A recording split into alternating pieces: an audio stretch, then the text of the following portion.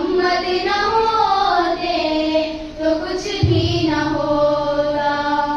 न दौरे खिलाफत न उस्मान हैदर, न हमजा न खालिद न उस्मान हैदर, न खालिद न हमजा न तलहा न जाफर, न तलहा न जाफर।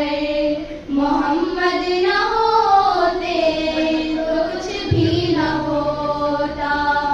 दिन रात होती ना तुमसे हमारी मुलाकात होती, बस अल्लाह ही अल्लाह की एक जात होती, एक जात होती। मोहम्मद न होते तो कुछ भी न होता। मोहम्मद न होते तो कुछ भी न होता।